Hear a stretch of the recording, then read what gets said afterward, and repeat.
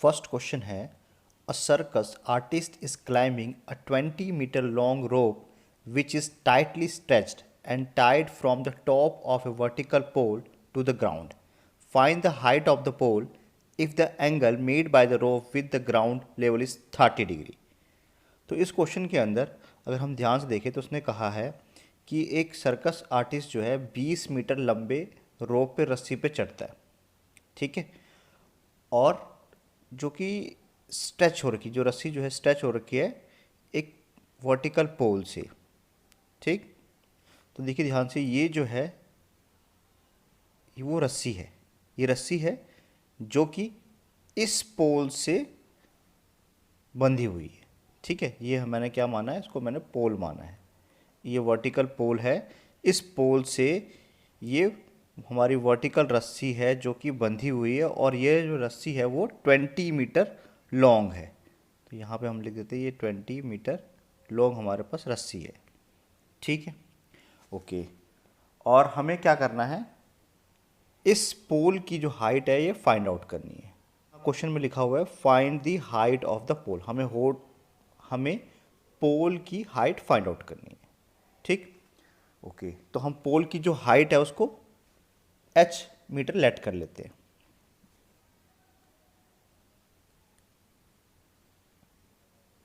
Late the height of pole is h metre. तो हमने h metre की late कर लिया, और AC की जो लेंथ है वो हमारी 20 मीटर है जो कि रोप है, और एंगल C जो है तो वो 30 डिग्री का है, ठीक है। तो नाउ इन ट्रायंगल ABC, तो ये हमारा h मीटर का है, ठीक। तो देखिए ध्यान से, इस राइट एंगल ट्रायंगल के अंदर अगर हमारा एंगल यहाँ पे बन रहा है, इसके सामने ये हमारा परपेंडिकुलर वाला होगा, ठीक है, और ये हमारा हाइपोटेनियस है, और ये हमारा बेस है। तो हमारे पास परपेंडिकुलर और हाइपोटेनियस की बात हो रही है। तो परपेंडिकुलर और हाइपोटेनियस के बीच में रिलेशन किसका होता है, साइन का होता है।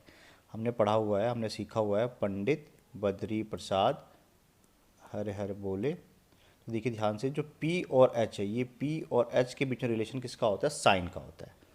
तो साइन थीटा इक्वल टू कितना हो जाएगा, AB अपॉन में AC, ठीक है। तो साइन 30 की वैल्यू कितनी होती है, ये होती है 1/2, और AB कितना है, हमने H लेट किया है, और AC की वैल्यू कितनी है 20। अब हम करते हैं क्रॉस मल्टी, 1 को 20 से करेंगे तो 20 आ गया, इक्वल टू 2 को H से करेंगे तो 2H। तो H की वैल्यू कितनी आ जाएगी, 20 अपॉन में 2 यानी कि 10। तो H यानी कि कितना आ गया हमारा, 10 मीटर, ठीक है। इसका मतलब क्या हुआ, therefore the height of the pole is 10 metre. तो इस तरीके से पोल की जो हाइट है वो 10 मीटर निकल गई। नेक्स्ट क्वेश्चन देखते हैं। क्वेश्चन नंबर 2 है a tree breaks due to storm and broken part bend so that the top of the tree touches the ground making an angle of 30 degree with it. The distance between the foot of the tree to the point where the top touches the ground is 8 meter. Find the height of the tree.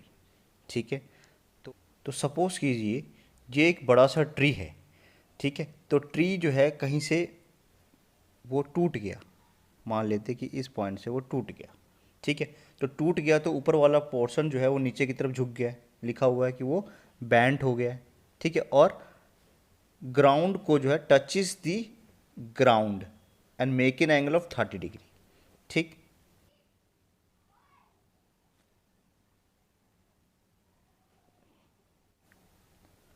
तो पूरे tree की जो height होगी वो क्या होगी, x plus Y होगी, ठीक है।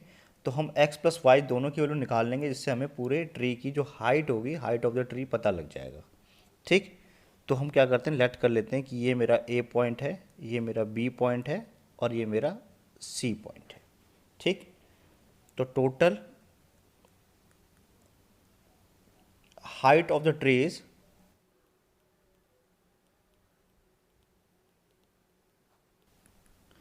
वो क्या होगी, वो होगी हमारी पूरी ये B A C.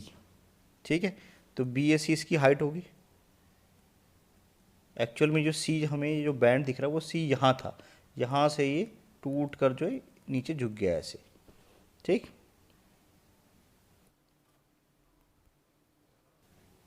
And broken at a point से वो टूट गया है। तो अब लेते हैं in triangle A B C. तो देखिए सबसे पहले हम यहाँ पे हमारा एंगल बन रहा है, तो एंगल के सामने क्या होता है, परपेंडिकुलर होता है। ठीक है, तो ये हमारा परपेंडिकुलर है, ये लॉन्गेस्ट साइड हमारा हाइपोटेन्यूस है ही, और ये बेस होगा। ठीक, तो अगर हम परपेंडिकुलर और बेस का रिलेशन ले लें, परपेंडिकुलर और बेस का रिलेशन, तो इनके बीच में क्या रिलेशन होता है, टेन थीटा का। तो टेन 30 डिग्री क्या होगा, ए बी अपॉन में बी सी। टेन 30 कितना होता है, 1/√3। ए बी हमने एक्स लेट किया है और बी सी जो है वो 8 है। तो 8 इक्वल टू क्या होगा, क्रॉस मल्टीप्लाई करते x√3, यानी कि x की जो वैल्यू है वो 8√3 आ गई है। ठीक है, इसको हम रैशनलाइज कर देते हैं, नीचे में हम रूट नहीं छोड़ते। तो ये हो जाएगा हमारा 8√3 इंटू √3 अपॉन में √3 इक्वल टू 8, यानी कि फाइनली क्या आ गया हमारे पास, 8√3/3। ये हमारे x की वैल्यू आई है। सिमिलरली हम y की वैल्यू फाइंड आउट करते हैं। Now in triangle A B C, इस पर जो है हम परपेंडिकुलर और हाइपोटेन्यूस का रेशो लेते हैं, परपेंडिकुलर एंड हाइपोटेन्यूस का। तो देखिए परपेंडिकुलर और हाइपोटेन्यूस का जो रिलेशन होता है वो क्या होता है, साइन थीटा का होता है। तो साइन 30 डिग्री इक्वल टू क्या होगा, एक्स अपॉन में वाई। तो साइन 30 की वैल्यू होती है हमारे पास 1/2। तो लिख लेते हैं हम इसको 1/2 इक्वल टू एक्स। एक्स की वैल्यू हमारे पास यहाँ पर गिवन है 8√3/3। इस फर्स्ट इक्वेशन से हमने ले लिया, और y एज इट इज़। अब करते हैं क्रॉस मल्टीप्लाई। तो y इक्वल टू 16√3/3। ये हमारे पास वो आ गई y की वैल्यू। तो हमें निकालना था total height, find the height of the tree. तो हाइट कैसे निकालेंगे, यानी कि टोटल हाइट हो जाएगी हमारी, वो हो जाएगी x प्लस वाई, यानी कि 8√3/3 प्लस 16√3/3। तो ये हो जाएगा 24√3/3। इसको कैंसिल आउट करते हैं, यानी कि 8√3 मीटर। ये हमारे पास क्या आ गई, हाइट आ गई है। तो ये पेड़ की जो हाइट होगी, height of the tree will be 8√3 metre होगी। नेक्स्ट क्वेश्चन देखते हैं। क्वेश्चन नंबर 3 है, a contractor plans to install 2 slides for the children to play in a park. For the children below the age of 5 year, she prefer to have a slide who stop at the height of 1.5 metre. ठीक है, okay, and it's inclined at angle of 30 degree to the ground, whereas for the elder children she wants to have a steep slide at the height of 3 meter and inclined at angle of 60 degree to the ground. What should be the length of the slide in each case? Okay, तो देखिए सबसे पहले हम छोटे case की बात करते हैं। ये सपोज कीजिए ये 5 साल के छोटे बच्चों के लिए बनाया है। ठीक है, उसने कहा है कि जो इसकी हाइट होगी वो 1.5 मीटर होगी। तो हमने 1.5 मीटर की इसकी हाइट कर दी यहाँ से यहाँ तक। ठीक, और ये इंक्लाइन कर रहा है एन एंगल ऑफ 30 डिग्री। ठीक, तो ये ग्राउंड के साथ जो एंगल बनाएगा वो कितना बनाएगा, ये 30 डिग्री बनाएगा। तो इसने 30 डिग्री का एंगल यहाँ बना दिया। और बड़े बच्चों के लिए, whereas for elder children she wants to have a steep slide at the height of 3 metre. और जो बड़े बच्चे हैं उनके लिए 3 मीटर का बनाना चाहते हैं। तो इसकी जो हाइट हो जाएगी और ज़्यादा ऊंची हो जाएगी। सपोज़ कीजिए इतनी ऊंची हाइट होगी, ठीक। और ये जो इंक्लाइन कर रहा है 60 डिग्री पे कर रहा है, तो इसको हम सपोज़ कीजिए यहाँ तक 60 डिग्री का एंगल बना देते हैं, ठीक। ये जो बड़ा वाला एंगल है वो 60 डिग्री का है, ठीक। उसने क्वेश्चन पूछा है what should be the length of the slide in each cases. तो हर केसेस में स्लाइड कितना होगा, ठीक। यानी कि अगर हम छोटे वाली बात करें तो ये स्लाइड कितना बड़ा होगा, और बड़े वाले बच्चों की बात करें तो ये स्लाइड की लेंथ कितनी होगी, ये हमें पता लगाना है इस क्वेश्चन के अंदर। तो देखते हैं। सबसे पहले तो हम कुछ भी इसका नाम रख देते हैं। तो मैंने इसका नाम रख दिया, सपोज कीजिए ए, इस पॉइंट का नाम रखा बी, इस पॉइंट का नाम रखा सी, और इस पॉइंट का नाम रखा डी। छोटे वाले की हाइट 1.5 मीटर है और बड़े वाले की जो हाइट है वो हमारी कितनी, 3 मीटर दे रखी है,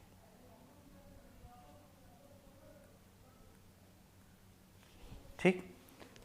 तो सबसे पहले हम छोटे वाले ट्रायंगल की बात करते हैं। Let the length of slide for below 5 be x metre, ठीक है। ये हमने एक्स मीटर जो है लेट कर लिया। तो देखते हैं in triangle B C D. तो ये हमारा एंगल है, इसके सामने परपेंडिकुलर होगा, ये हाइपोटेनियस होगा, इसके बीच में साइन का रिलेशन होता है। तो साइन 30 डिग्री इक्वल टू क्या आएगा, बी सी अपॉन में बी डी। साइन 30 कितना होता है, 1/2। बी सी हमारा 1.5 है और बी डी जो है वो हमने एक्स लेट किया है। तो एक्स इक्वल टू क्या होगा, 3, यानी कि 3 मीटर निकल गया। एक्स इक्वल टू 3 मीटर, ये होगी length of slide for below 5 years, ठीक। अब हम बात करते हैं बड़े बच्चों की। तो let the length of slide for little children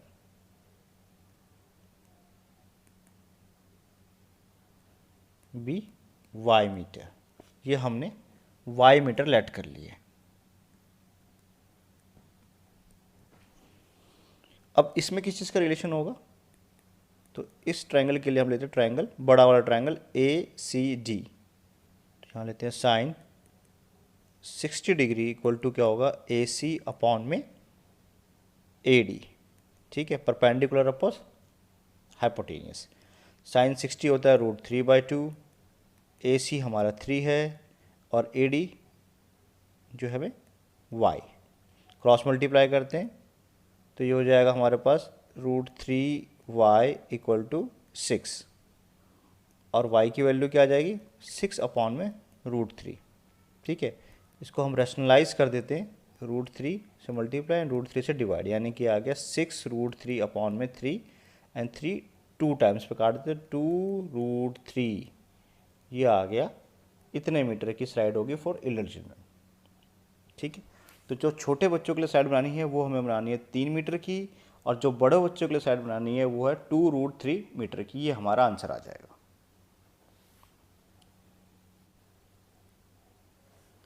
next question देखते हैं।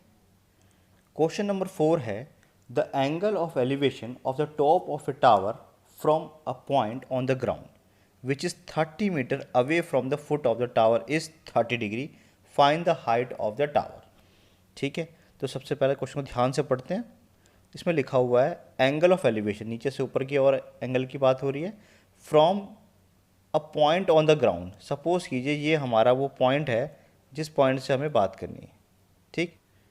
ये पॉइंट आ गया, इस पॉइंट से एक टावर को देखना है हमें। तो हम एक टावर बना देते हैं। सपोज कीजिए ये टावर है हमारा, इस पॉइंट से which is 30 metre away from the foot of the tower. तो इसके फुट से कितना दूर है, ये 30 मीटर दूर है, तो ये 30 मीटर दूर हो गया।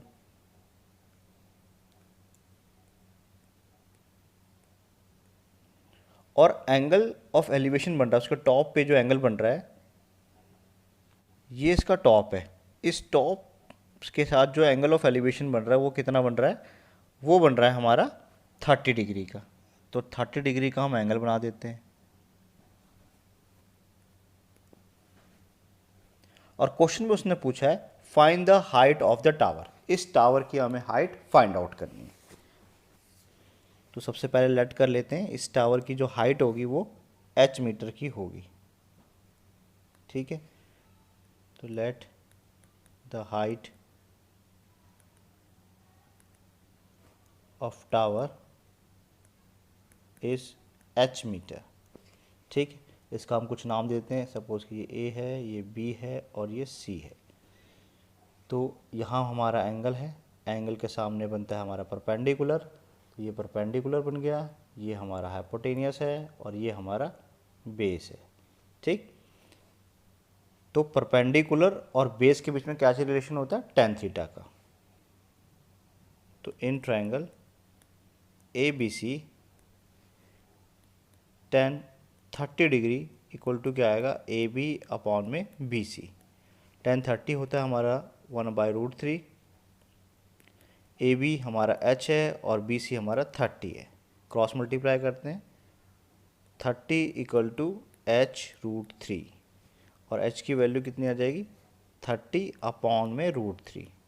इसको हम रैशनलाइज करते हैं, √3 से मल्टीप्लाई एंड √3 से डिवाइड, तो ये आ जाएगा हमारे पास 30√3 अपॉन में 3 इक्वल टू h। इसको और सिंप्लीफाई करते हैं, 10 टाइम्स फिर कट जाएगा ये, तो यानी कि फाइनली आंसर कितना आ गया हमारे पास, h की जो वैल्यू आ गई वो आ गई 10√3 मीटर। तो ये इसकी हाइट होगी। तो हाइट ऑफ टावर इज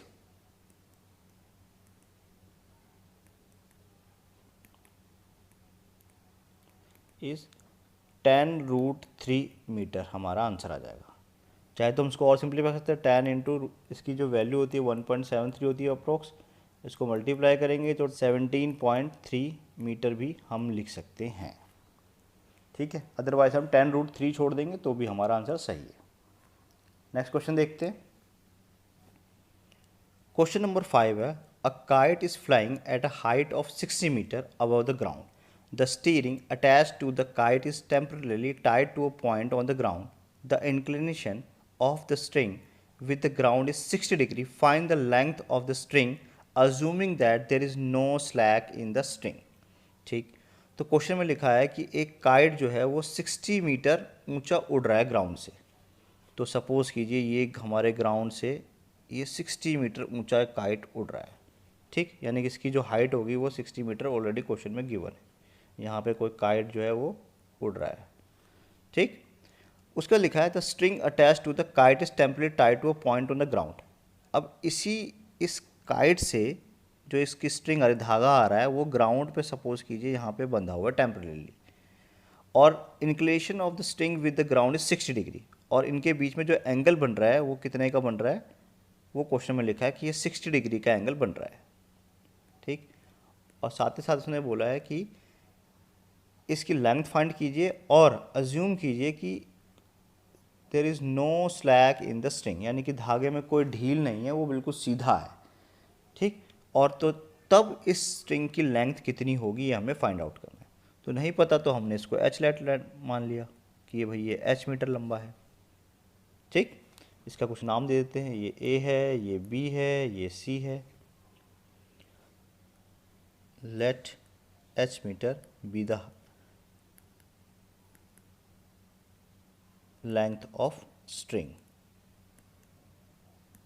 ठीक, और एंगल सी जो है वो हमारा 60 डिग्री है और ए बी की जो लेंथ है वो हमारे पास 60 मीटर है।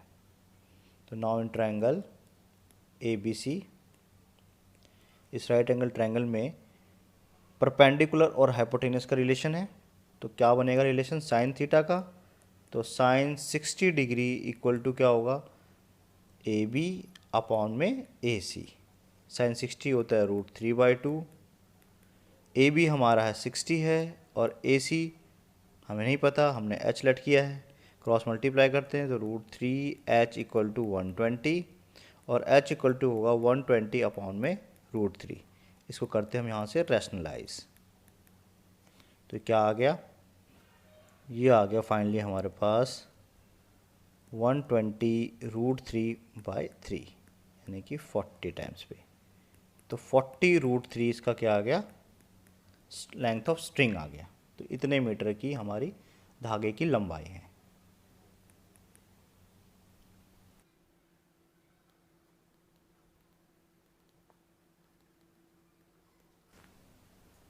नेक्स्ट क्वेश्चन देखते हैं। क्वेश्चन नंबर 6 है, a 1.5 meter tall boy is standing at some distance from a 30 meter tall building. The angle of elevation from his eyes to the top of the building increases from 30 degree to 60 degree as he walks toward the building. Find the distance he walked toward the building. तो देखिए question में लिखा हुआ है, सबसे पहले लिखा है कि 1.5 मीटर कोई लंबा बच्चा है। तो सपोज़ कीजिए यहाँ से यहाँ तक 1.5 मीटर कोई लंबा बच्चा है, is standing at some distance from a 30 metre tall building, और वो 30 मीटर ऊंचे बिल्डिंग से कुछ दूरी पे खड़ा है। तो ये मान लेते हैं उसके बगल में यहाँ से यहाँ तक कोई 30 मीटर ऊंची बिल्डिंग है, ठीक। तो ये हम लिख देते हैं कि ये 30 मीटर की ऊंची बिल्डिंग है। ओके, अब उसमें कहा है the angle of elevation from his eyes to the top of the building increases from 30 to 60 as he walks. अगर वो इधर की तरफ बिल्डिंग की तरफ चलना शुरू करता है तो एंगल ऑफ एलिवेशन जो है उसकी आंखों से वो 30 से 60 हो जाएगा, ठीक है। तो अभी अगर मान लेते हैं इसके यहाँ से यहाँ तक का एंगल ऑफ एलिवेशन 30 डिग्री का बन रहा है। इसके लिए हम क्या करते हैं, यहाँ से एक लाइन ड्रॉ कर लेते हैं जो कि ये कि पैरेलल है दोनों लाइन, यानी कि 1.5 मीटर का गैप है और ये भी 1.5 मीटर है, ठीक। तो ये उस जो है अगर वो बिल्डिंग की तरफ आता है तो एंगल जो है वो कितने का बन गया, आप सपोज़ कीजिए इस पॉइंट से एंगल अब वो 60 का बन गया, ठीक है। पहले जो है एंगल यहाँ पे 30 डिग्री का बन रहा था, अब जो है वो 60 डिग्री का बन गया। तो उसने क्वेश्चन पूछा find the distance he walks towards the building, वो बिल्डिंग की तरफ कितना दूर आया, ठीक। तो सपोज़ कीजिए वो x मीटर चला तो बिल्डिंग की तरफ आ गया, और अभी भी y मीटर का डिस्टेंस बचा है बिल्डिंग तक पहुंचने के लिए, ठीक। इसको लिख लेते हैं पहले, let the distance cover by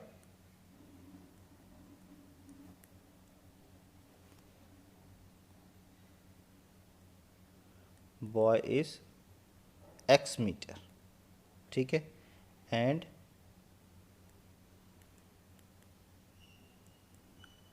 distance between boy and building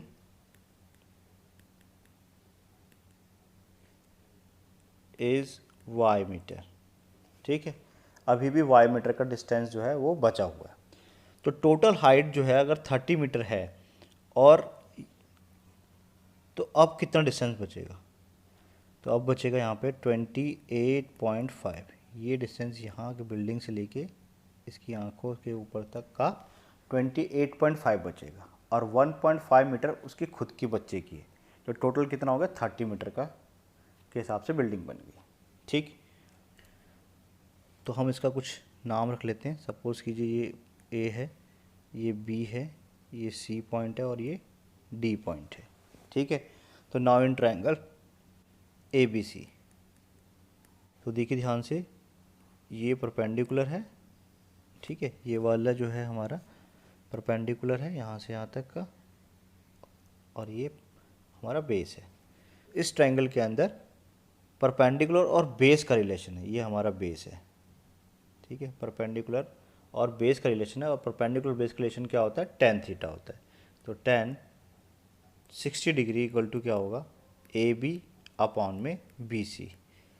tan 60 √3 होता है, ए बी हमारा 28.5 है और बी सी हमारा y है, कुछ नहीं तो इसके नीचे 1 है। अब करते हैं क्रॉस मल्टीप्लाई। तो √3y इक्वल टू कितना आएगा 28.5, और y की वैल्यू कितनी आएगी 28.5 अपॉन में √3। इसको हम करते हैं रैशनलाइज, तो ये √3 से मल्टीप्लाई, √3 से डिवाइड, ये हो गया 28.5 √3 अपॉन में 3, ये हमारा। अगर हम इसको सिंप्लीफाई भी करते हैं तो 3 9 जा 27, यानी कि 9.5 √3 metre. This is the value of y। ये हमारे पास y की वैल्यू आ गई है। ठीक, अब हम लेते हैं बड़े वाले ट्रायंगल ABD में। नाउ इन ट्रायंगल ABD, इसमें भी क्या है, परपेंडिकुलर और बेस का रिलेशन है, यानी कि tan का रिलेशन वहाँ हो गया। तो tan 30 डिग्री इक्वल टू क्या आएगा AB अपॉन में BD, और BD कैसे बना है, BC और CD से मिलके बना हुआ है।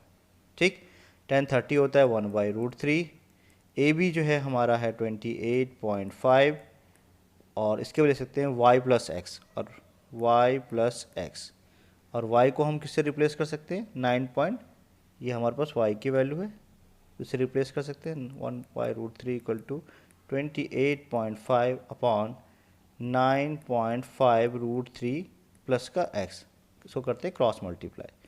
तो 9.5 √3 x इक्वल टू 28.5 √3। अब हम निकालते हैं x की वैल्यू, तो कैसे निकलेगी, x इक्वल टू होगा 28.5 √3 माइनस का 9.5 √3, तो ये कितना बच गया, ये 19 बचा। तो 19 √3 ये हमारी किसकी वैल्यू आ गई, x की वैल्यू आ गई।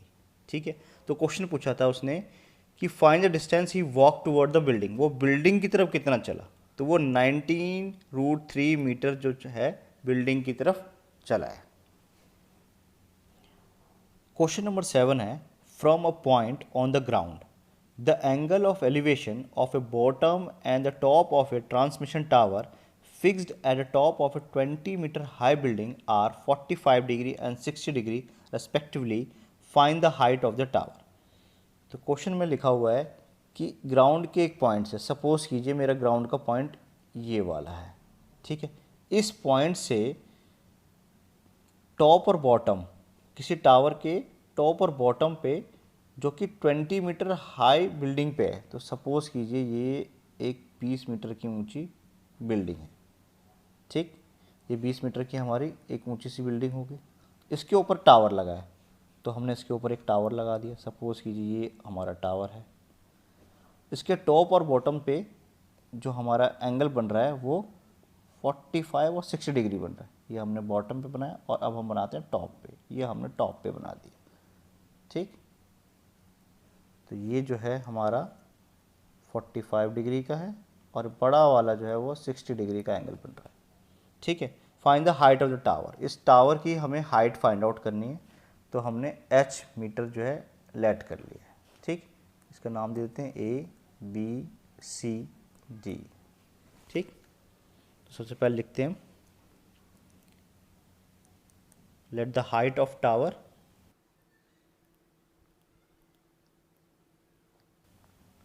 Is h metre. ठीक है, ये h मीटर है, और DC का जो डिस्टेंस है हम कुछ भी लेट कर लेते हैं। सपोज कीजिए मैंने y लेट कर लिया, y मीटर है। ठीक है, तो नाउ इन ट्रायंगल BCD, तो इसमें रिलेशन किसका बनेगा, परपेंडिकुलर और बेस, यानी कि tan थीटा का। तो tan 45 डिग्री इक्वल टू क्या आएगा, BC अपॉन में DC। tan 45 1 होता है, BC हमारा 20 है, और DC हमने y लेट किया है, कुछ नहीं तो इसके नीचे 1 है। Cross multiply y equal to 20, यानी कि y की वैल्यू कितनी आ गई, 20 मीटर हमारे पास आ गई है। ठीक, नाउ इन ट्रायंगल ACD, बड़े वाले ट्रायंगल की हम बात करते हैं, इसमें भी हमारा रिलेशन tan थीटा के बनेगा। तो tan 60 डिग्री इक्वल टू क्या होगा, H AC अपॉन में DC। tan 60 होता है √3, AC जो है वो बना है H प्लस 20 से, और DC जो है Y है ना, और Y की वैल्यू हमारे पास कितनी आई 20। तो हम करते हैं क्रॉस मल्टीप्लाई। तो 20√3 इक्वल टू h प्लस 20। तो h को ही रहने देते हैं, 20 को उस साइड ले जाते हैं। ठीक है, 20 कॉमन ले लेते हैं, क्या बचा √3 माइनस का 1 इक्वल टू h। तो बस ये हमारे पास वैल्यू आ गई। तो h की जो वैल्यू आई है वो 20√3 माइनस का 1, ये मीटर इसकी हाइट निकल गई। This is the height of the tower. Next question देखते हैं। क्वेश्चन नंबर 8 है, a statue 1.6 metre tall stand on top of a pedestal from a point on the ground. The angle of elevation of the top of the statue is 60 degree and from the same point the angle of elevation of the top of the pedestal is 45 degree. Find the height of the pedestal. ठीक है, तो हमारा question है कि एक 1.6 metre का एक statue है जो कि एक पेडेस्टल के ऊपर है। ठीक है, और ग्राउंड से angle of elevation of top of the statue is 60 है और सेम पॉइंट से elevation top of the pedestal is 45 degree है। ठीक है, तो हम पहले क्या करते हैं, हमने ग्राउंड पे एक पॉइंट ले रखा है, सपोज कि इस पॉइंट से हम बात कर रहे हैं, और 1.6 मीटर स्टैचू है जो कि पेडेस्टल के ऊपर है। ठीक, तो एक पेडेस्टल है, यहाँ से सपोज कीजिए यहाँ तक पेडेस्टल है। अब इसके ऊपर ये 1.6 मीटर का एक स्टैचू है, ये हमारा स्टैचू हो गया। ये 1.6 मीटर है, क्वेश्चन में गिवन है। और उसने कहा from a point on the ground the angle of elevation of top of the statue is 60। इस पॉइंट से स्टैचू के टॉप पे जो एंगल बन रहा है वो कितना बन रहा है, 60 डिग्री का बन रहा है। तो हमने 60 डिग्री का एंगल बना दिया यहाँ से। ठीक, ये पूरा एंगल 60 डिग्री का बन गया। And from the same point, इसी पॉइंट से angle of elevation of the top of the pedestal, और इसी पॉइंट से जो हमारा पेडेस्टल है ये ब्लू कलर वाला, इसके टॉप पे कितने का एंगल बन रहा है, ये हमारा 45 डिग्री का बन रहा है। यहाँ से यहाँ तक 45 डिग्री का बन रहा है। Find the height of the pedestal, इसकी हमें हाइट फाइंड आउट करनी। ठीक, तो इसको हमने ए लेट कर लिया, ये हमारा बी लेट कर लिया, इसको सी लेट कर लिया और ये डी लेट कर लिया। तो लिख लेते हैं सबसे पहले, let the height of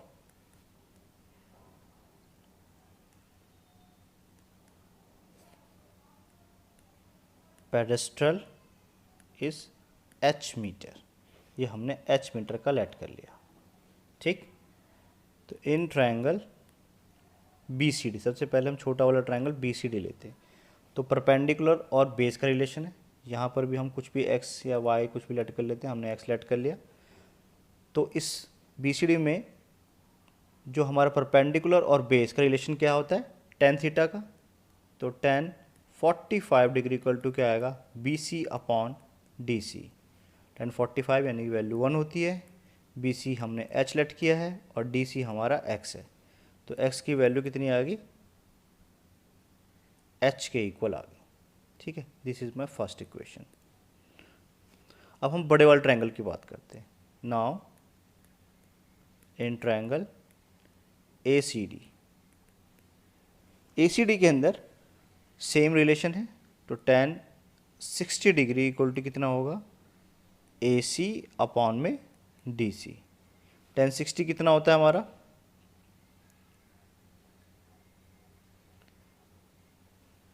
tan 60 होता है हमारा √3। AC जो है 1.6 प्लस h से बना है, और DC की वैल्यू हमने अभी निकाली थी, x इक्वल टू h के बराबर है। तो हम x के बदले क्या ले सकते हैं, h भी ले सकते हैं। अब हम करते हैं क्रॉस मल्टीप्लाई। तो √3h इक्वल टू 1.6 प्लस का h, √3h, h को एक तरफ करते हैं, इधर आके माइनस का h हो गया, इक्वल टू 1.6। h कॉमन ले लेते हैं तो क्या आया, √3 माइनस 1 इक्वल टू 1.6। तो h की जो फाइनली हमारे पास वैल्यू क्या आ गई, 1.6 अपॉन में √3 माइनस 1।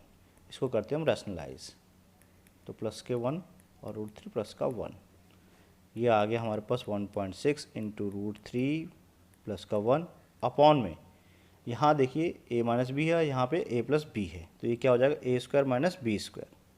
तो 3 माइनस का 1, यानी क्या बचा हमारे पास फाइनली 1.6